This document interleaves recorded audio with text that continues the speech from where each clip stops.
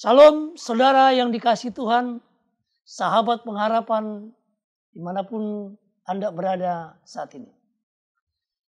Bertemu kembali dengan saya Pendeta P. Sibarani dalam pendalaman Alkitab, program Sekolah Sahabat, Konfes DKI Jakarta dan sekitarnya. Bersama dengan kita Pendeta Hemat Siboya. Salam. Juga Pendeta Happy Butar-Butar. Salam.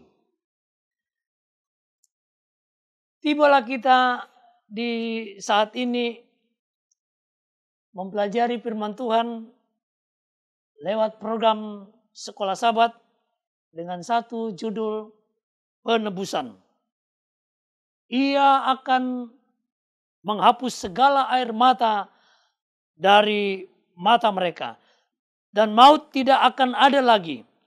Tidak akan ada lagi perkabungan atau ratap tangis atau duka cita. Sebab segala sesuatu yang lama telah berlalu. Wahyu 21 ayat 4. Allah dengan kasih-Nya menebus kita. Tapi pertentangan terus berlanjut hingga saat ini.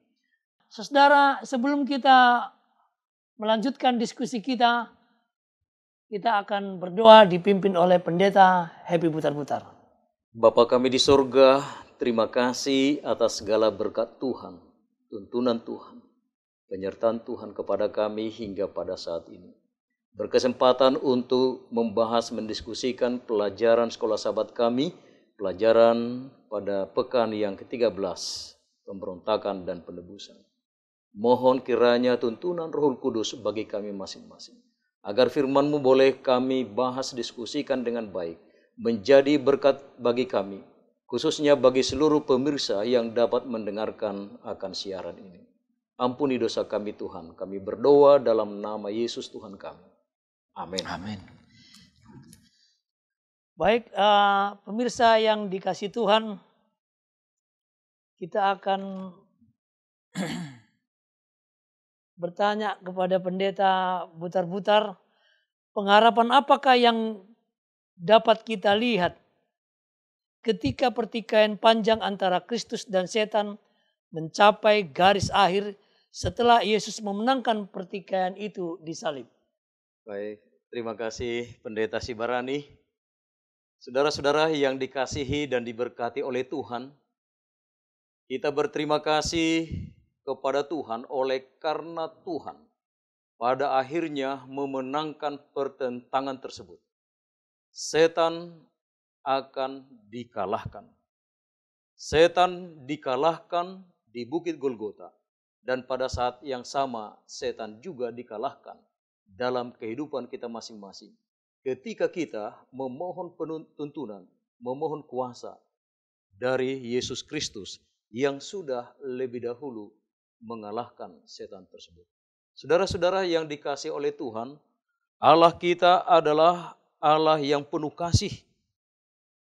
Dia menjalankan pemerintahannya dengan terbuka.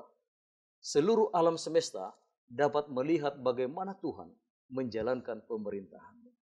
Pemerintahan yang penuh dengan kasih sayang kepada semua manusia. Meskipun kita sudah jatuh ke dalam dosa, namun Tuhan juga akan menolong kita sampai pada akhir daripada dosa tersebut. Dan kita semua akan masuk ke dalam kerajaan surga. Tuhan berjanji Ia akan menyelesaikan pertentangan besar tersebut dan dalam cara yang sama dengan waktu yang sama, Dia akan mengakhiri selama-lamanya masalah dosa ini. Dan demikian juga keraguan-raguan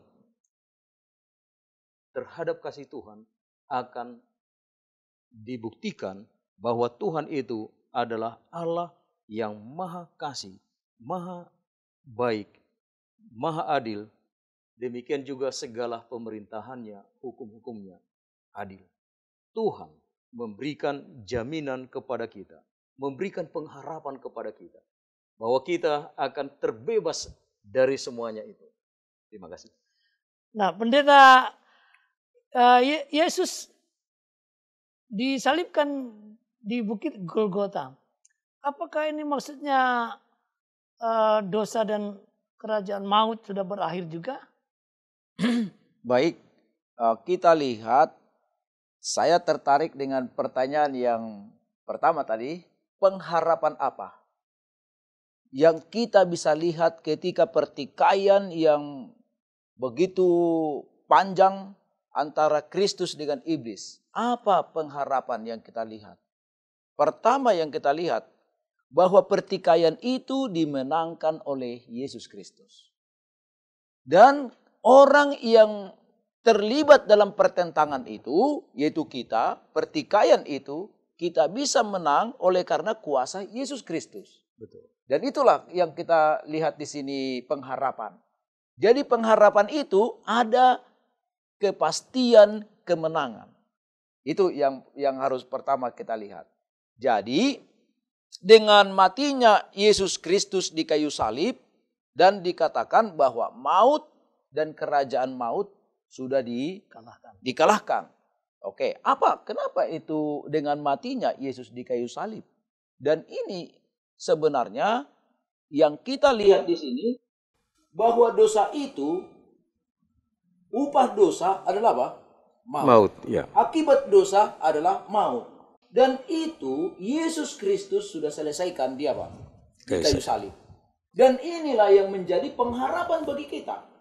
Dan mungkin perlu juga saya tambahkan kepada pemirsa, ada dua istilah yang sering kita dengar.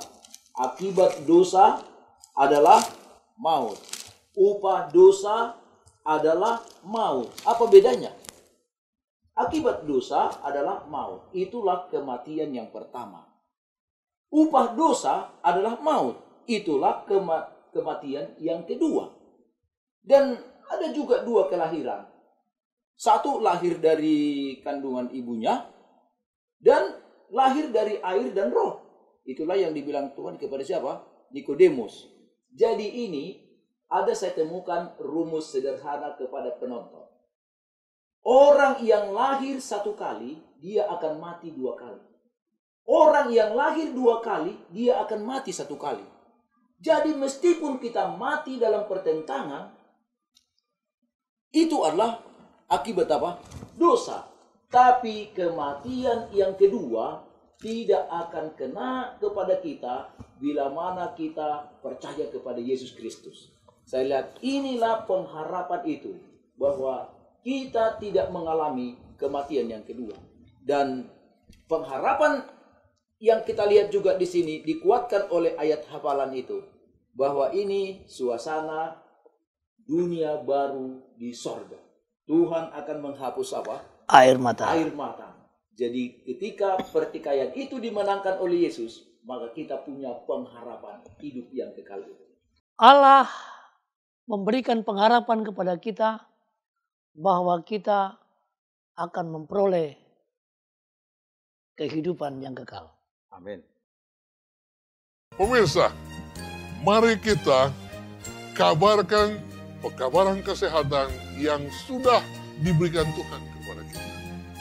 Conference DKI Jakarta telah menetapkan bahwasanya mulai Februari awal tahun 2016, seluruh jemaat diharapkan menjangkau dunia, orang-orang yang sedang turun berolahraga, baik itu di jalan yang ada program Car Free Day, ataupun di taman-taman. Untuk apa? Berolahraga bersama, berkenalan. Dan bukan itu saja, para dokter-dokter kita, perawat dan ahli kesehatan, kita ajak untuk turun di lapangan mulai jam 6 pagi sampai jam 9. Ada baiknya juga jam 5:30 kita adakan doa subuh bersama-sama. Kemudian ketika kita turun di jalan, kita adakan pemeriksaan gratis. Kemudian kita adakan pesan-pesan sosial, kesehatan, anti kekerasan, anti merokok, sehingga masyarakat di sekitar kita mengerti kita adalah kelompok yang cinta kesehatan. Kenapa ini kita lakukan? Karena kita adalah anak-anak Tuhan yang dipercayakan untuk mengabarkan pekabaran kesehatan agar manusia boleh memiliki hidup berbahagia bersama dengan Tuhan. Ikuti dan jadikan rumah Anda, gereja Anda sebagai pusat pengharapan.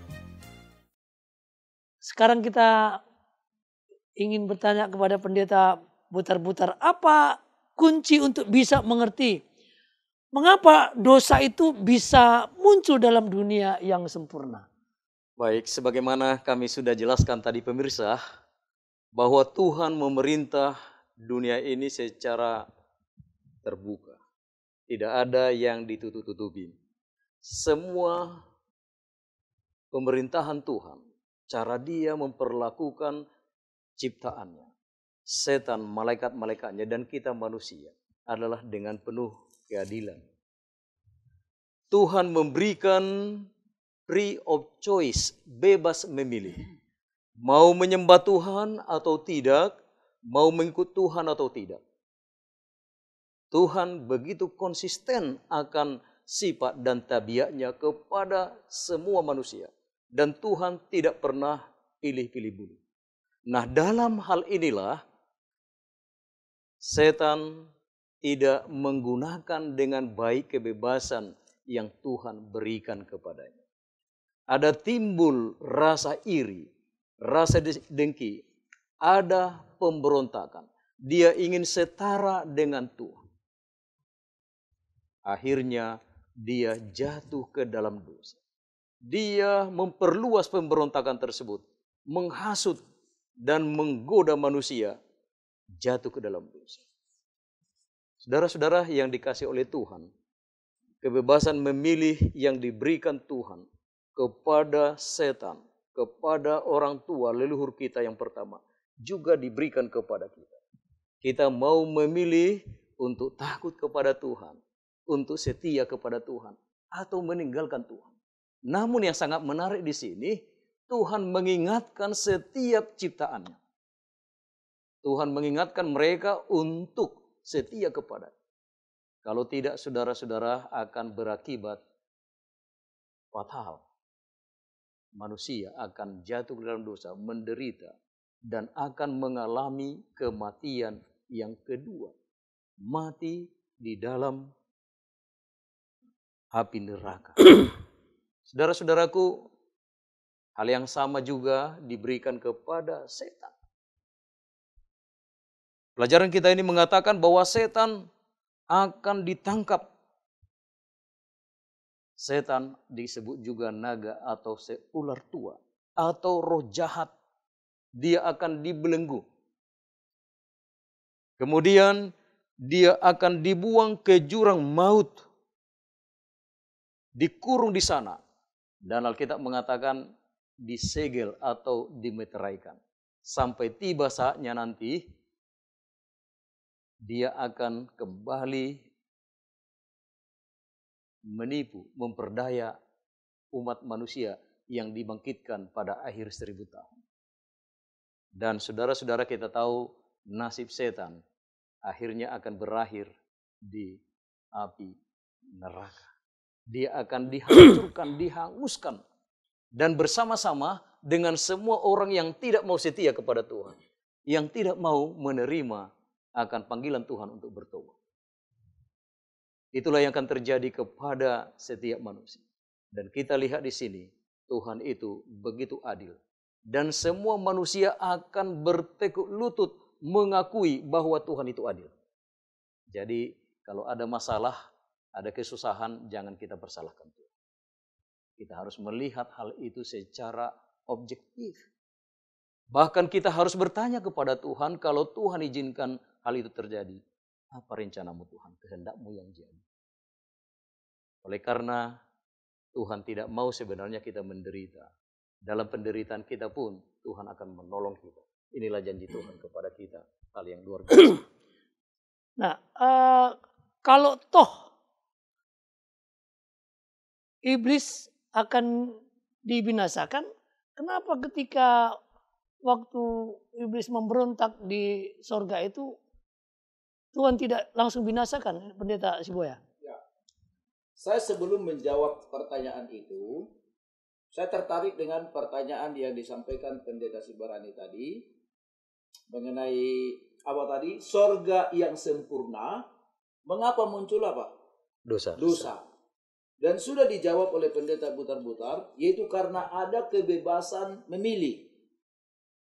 Sekarang saya mau tambahkan pertanyaan kepada pertanyaan ini, yaitu kalau nanti sesudah pertikaian sudah selesai, semua umat manusia sudah masuk ke dalam sorga, pertanyaan, apakah masih muncul lagi nanti pertikaian?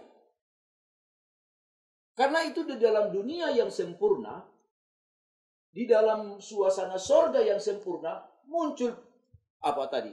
Dosa. Dan sesudah nanti pertikaian itu berakhir, sesudah umat manusia nanti berada di sorga, sudah terakhir, apakah masih muncul lagi seperti hal yang sama? Ini juga perlu kita selidiki di sini. Baik, jadi kita lihat bahwa mengapa tadi setan begitu dia salah tidak langsung dibinasakan. Inilah yang disebut masa pengadilan. Kalau di pelajaran sekolah sahabat ini disebut masa penghakiman, tapi saya lebih baik menggunakan istilah masa pengadilan. Bahwa apa yang dilakukan oleh iblis, oleh orang berdosa, harus dibawa ke pengadilan. Dan kita lihat di pelajaran sekolah sahabat ini, ada dua tempat pengadilan itu. Satu diadili di pintu gerbang kota. Satu ditata di hadapan raja. Di hadapan raja. Di dalam apa? Tahta raja. Tapi yang maksudnya di sini, pengadilan harus dilakukan. Itu sebabnya setan tidak bisa begitu berdosa langsung dibunuh. Harus diadili dulu. Di mana kesalahannya? Apa yang dia lakukan? Saudara-saudara, sebenarnya kalau kita lihat ini, kalau kita baca di Wahyu pasal yang ke-12 ayat 7, ini ayat yang biasa kita dengarkan, dikatakan, maka timbullah peperangan di sorga. Itu kalau saya lihat di dalam terjemahan bahasa asli, bahasa Greek, sebenarnya peperangan itu dari bahasa Greek polemon. Jadi sebenarnya terjemahan yang lebih pas di sini yaitu polemik. Maka lebih suka saya maka timbul pertikaian. Karena tidak ada peperangan di sorga. Karena peperangan itu dalam pemikiran kita ada tembak-menembak. Di sorga tidak ada piring pecah. Tidak ada meja yang didobrak. Sebab itu adalah tahta Tuhan. Dan tidak boleh berbuat anarkis di sorga. Tetapi pertikaian itu terjadi dalam konsep pemikiran. Bahwa Lucifer dengan Tuhan sudah berbeda di dalam konsep. Tetapi konsep sebatas konsep. Dan Ellen G. White katakan, ketika semua malaikat-malaikat sujud menyembah kepada Yesus Kristus, Lucifer juga ikut menyembah. Tetapi hatinya sudah dipenuhi oleh pemberontakan. Dan ini kita lihat, Lucifer itu tidak ada yang tahu bahwa dia itu penjahat. Sebab dia tidak pernah berbuat jahat di sorga. Lalu kita lihat Tuhan melemparkan dia ke bumi. Dan di bumi inilah Lucifer itu boleh mempraktekkan konsep yang ada dalam pikirannya. Dan kemudian terlihatlah bahwa di bumi kita ini telah terjadi kerusakan dan kebobrokan. Dan Ellen G. White katakan, seandainya bukan Tuhan yang mengendalikan iblis, maka dunia kita ini akan lebih hancur, lebih rusak dari apa yang kita lihat sekarang ini. Jadi dengan demikian, inilah yang disebut ini suatu pertentangan global, bahwa seluruh alam semesta tertuju perhatiannya kepada bumi ini. Bahwa bumi kita ini lebih rusak dibuat oleh iblis. Itulah sebabnya begitu iblis berbuat dosa, dia tidak boleh langsung dibinasakan. Tapi dia harus berada proses peradilan. Dan di akhir proses peradilan itu, Saudara-saudara pemirsa dimanapun berada, saya senang membaca tulisan Ellen G. White dalam The Story of Redemption. The Story of Redemption, Ellen G. White katakan, sebelum eksekusi diadakan ke dunia ini, semua pihak harus mengakui bahwa Allah itu maha adil. Itulah yang di dalam pelajaran sekolah Sabat, bahwa Wahyu pasal 16. Ya. Maha adil engkau ya Allah. Dan ini menurut hamba Tuhan Ellen G. White, semua pihak mengakui Allah itu adil. Dan orang-orang yang diselamatkan akan berkata, maha adil engkau ya Allah. Iblis juga akan berkata, maha adil engkau ya Allah. Malaikat-malaikat juga akan berkata, maha adil engkau ya Allah. Barulah tiba eksekusi kepada penghakiman yang terakhir itu. Jadi dengan demikian, karena sudah semua mengakui bahwa Allah itu adil, maka pemberontakan tidak akan timbul dua kali. Betul. Jadi itulah pentingnya proses pengadilan itu harus dilaksanakan supaya pemberontakan itu tidak timbul dua kali. Pemirsa yang dikasihi Tuhan, Allah itu begitu adil sehingga Lucifer ketika berbuat dosa tidak langsung dihukum. Karena dia mau menunjukkan bahwa sesungguhnya Allah itu adil.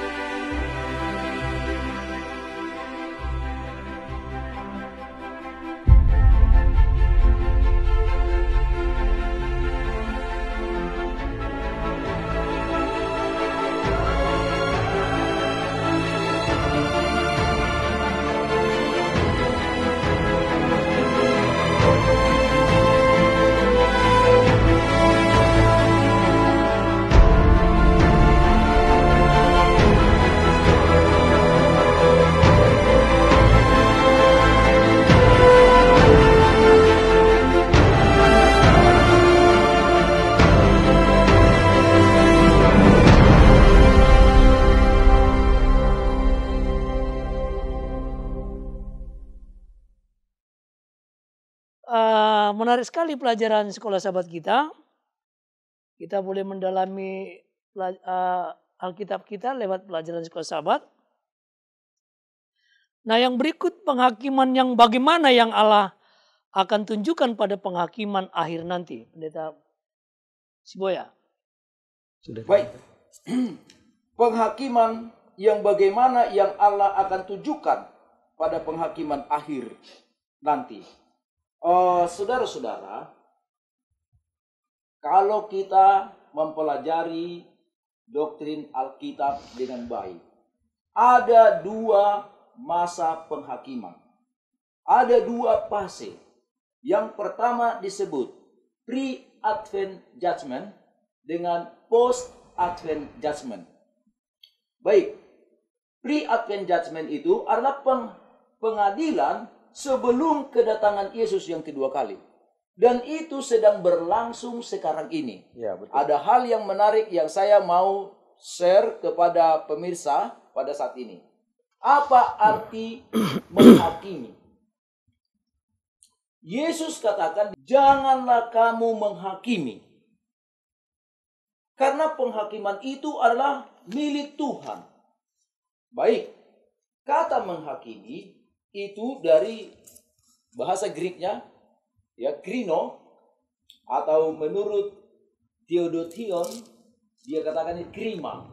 Krima atau krino, itu arti sebenarnya adalah memutuskan, menetapkan. Di dalam bahasa Ibrani itu katak. katak. Kalau saudara pemirsa membaca di dalam Daniel 9 ayat 24, dikatakan di sana, contoh, 70 kali 7 masa ditetapkan untuk bangsamu. Itu pakai kata katak, atau bahasa Greknya krino, ditetapkan. Jadi menghakimi itu adalah artinya menetapkan, memutuskan. Dan Yesus katakan, jangan kamu menghakimi. Tetapi kita lihat, fase penghakiman itu tadi dua. Pre-Advent Judgment itu, yang menghakimi adalah Yesus Kristus. Itulah yang sekarang. Dan ini yang kita percayai, bahwa 1844, Yesus berpindah dari bilik suci ke bilik yang maha suci, dan investigative judgment. Masa penghakiman itu, penyelidikan, sudah dimulai oleh Yesus Kristus. Tetapi post-Advent Judgment itu, yaitu penghakiman pada masa 1000 tahun. Yaitu sesudah kedatangan Yesus yang kedua kali. Dan dikatakan, siapa yang menjadi hakimnya di sana? Yaitu kita, orang-orang yang sudah ditebus oleh Yesus Kristus. Dan ini yang dikatakan oleh Paulus, tidak tahukah kamu bahwa kita nanti akan apa? Menghakimi malaikat-malaikat. Pertanyaan saya, Yesus katakan jangan menghakimi. Tapi bagaimana kita nanti bisa disebut menghakimi? Saudara-saudara, saya melihat ada perbedaan penghakiman pada fase pertama dengan penghakiman fase yang kedua, yaitu post-Advent Judgment itu. Penghakiman dalam kerajaan 1000 tahun itu tidak seperti penghakiman yang dilakukan oleh Yesus Kristus. Sebab kita tidak pernah memutuskan perkara yang ada di situ. Perkaranya semua sudah diputus oleh Yesus. Karena pada waktu kerajaan 1000 tahun itu, semua nasib manusia, nasib setan, nasib orang berdosa sudah diputuskan oleh Yesus Kristus. Tetapi kita adalah untuk menyelidiki, untuk meninjau kembali bagaimanakah proses pengadilan yang diberikan oleh Yesus itu sudah berjalan dengan baik. Dan ini ada hubungannya dengan pelajaran di hari Senin, pertanyaan mengapa. Karena di sana nanti kita mungkin bertanya, mengapa saudara-saudara saya yang saya tahu baik, tapi tidak apa? Tidak ada masuk di sorga. Dan inilah yang kita selidiki selama 1000 tahun itu. Jadi, penghakiman selama 1000 tahun itu, orang-orang kudus disebut menghakimi, bukan dalam arti menetapkan atau memutuskan. Betul. Karena perkara orang-orang berdosa, perkara malaikat-malaikat yang jatuh itu sudah diputuskan lebih dahulu di dalam pre-Advent Judgment, yaitu Yesus Kristus. Itu yang saya lihat dalam hal pengadilan. Jadi dengan kata lain saya boleh sampaikan satu kalimat. Tujuan penghakiman di surga itu adalah untuk agar semua manusia tahu persis mengapa Allah menghakimi dan memberikan keputusan kepada setiap orang. Dan tidak akan ada yang komplain setelah mereka melihat hasil keputusan tersebut di dalam kerajaan surga. Terima kasih. Nah, kalau begitu apa sebenarnya yang Tuhan sediakan sesudah dosa dan dunia berdosa itu dihancurkan? Baik, saudara-saudara yang dikasihi oleh Tuhan, seluruh pemirsa yang kami kasihi. Setelah begitu lama pertentangan terjadi yang dimulai di surga, kemudian diperluas, diekstend di dunia ini. Banyak manusia yang menderita, banyak kesusahan yang dialami oleh manusia. Tiba akhirnya manusia akan menikmati suasana yang berbeda. Tuhan menciptakan langit yang baru dan bumi yang baru. Yang pertama itu sudah berlalu, sudah pass away, sudah hilang. Manusia akan tinggal bersama-sama dengan Tuhan selama-lamanya. Dikatakan kota Yerusalem yang baru akan turun dari surga. Kota yang sangat indah, berhias bagaikan pengantin untuk suaminya. Saudara-saudaraku, yang Tuhan sediakan adalah suatu hal yang sangat indah bagi kita bila mana kita setia dan bila mana kita masuk ke dalam kerajaan surga. Dan dikatakan ada sungai yang airnya memberikan kehidupan. Sungai yang airnya gemerlapan seperti kristal. Oleh karena mengalir dari tahta Allah dan tahta Anak Domba. Ada di sana juga pohon kehidupan Tuhan sediakan. Saudara-saudaraku, pohon kehidupan ini Alkitab mengatakan 12 kali setahun berbuah. Dengan kata lain tiap-tiap bulan berbuah. Kalau di dunia ini saya perhatikan yang paling banyak adalah hanya 2 kali ya, setahun berbuah. Ada mungkin mangga yang 2 kali. Namun belum pernah saya temukan ada yang 3 kali, 4 kali. Namun pohon kehidupan tersebut 12 kali dalam setahun. Dan yang lebih luar biasa lagi, daunnya digunakan sebagai obat, menyembuhkan bangsa-bangsa. Dan saudara-saudaraku, yang paling menggembirakan adalah di sana tidak ada lagi kutuk. Tidak ada lagi penderitaan sakit penyakit. Tidak lagi kematian. Oleh karena tahta Allah bersama-sama dengan umat Tuhan. Bila mana kita bersama dengan Tuhan, saudara-saudara, tidak akan ada masalah lagi. Tidak akan ada lagi yang kurang. Kita hanya berbahagia selama-lamanya. Kita akan bersuka cita bersama-sama dengan Tuhan.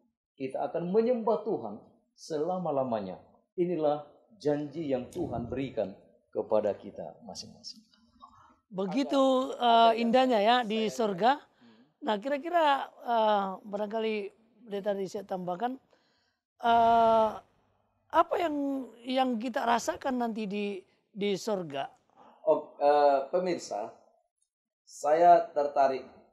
Ada tadi statement dari pendeta Putar-Putar bahwa Allah menciptakan langit yang baru dan bumi yang baru. Pertanyaan saya, apakah Allah menciptakan 2 kali?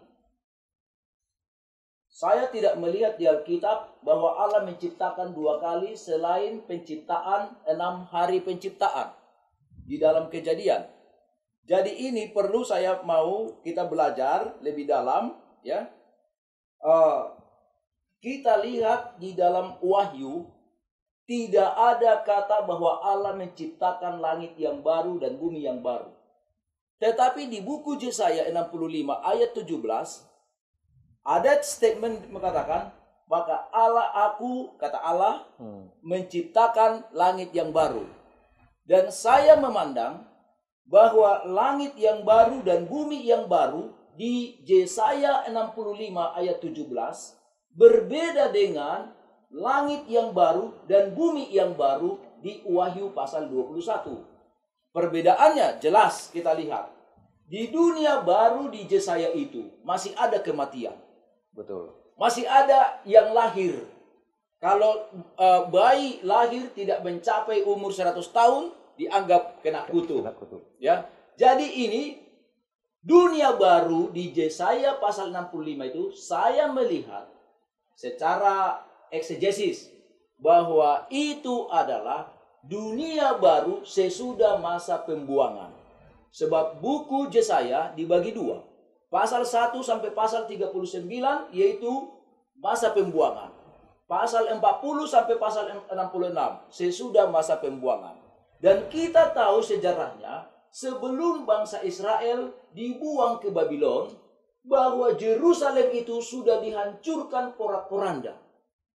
Dan inilah yang dijanjikan oleh Tuhan, dunia baru Bagi bangsa Israel. ya, yaitu jadi dunia baru di Yehezkiel itu adalah Yerusalem yang dipulihkan karena Tuhan memberikan the promise of restoration, ada janji pemulihan. Tetapi namun Ellen G. White katakan hal-hal yang tidak dipenuhi di dunia baru, Yerusalem yang baru sesudah pembuangan itu akan dipenuhi di dunia baru di Wahyu pasal 21. Betul. Sekarang saya berbicara Wahyu pasal 21. Kalau kita baca di Wahyu pasal 21 dikatakan Aku melihat, lalu aku melihat langit yang baru dan bumi yang baru. Sebab langit yang pertama dan bumi yang pertama telah berlalu, dan laut pun tidak ada lagi. Saudara, pemirsa, dalam bahasa Greka ada dua kata yang diterjemahkan baru. Yang pertama yaitu neos. Neos itu baru dari segi waktu. Baru, neos. Dari situ kata new.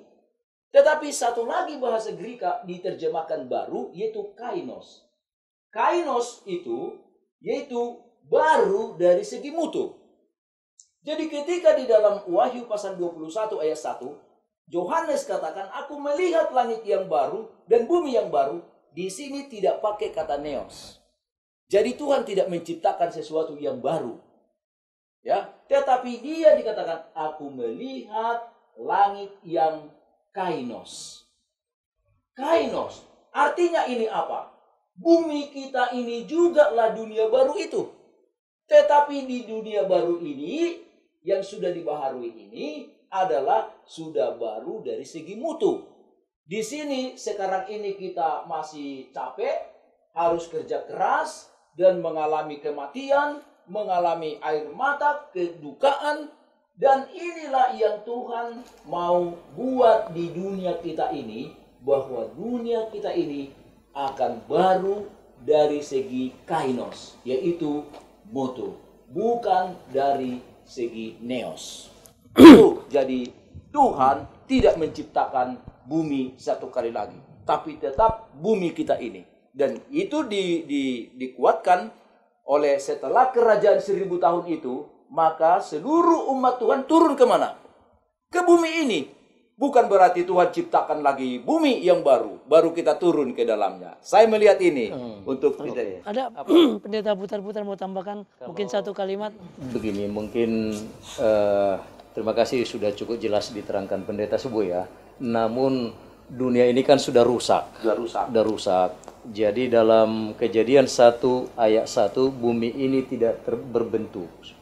Dan juga bumi ini juga akan seperti itu pada waktu setan dimasukkan di Abusos ya, di jurang maut. Dan kita tahu juga bahwa dunia ini akan dibakar melalui api dan belerang yang turun dari sorga.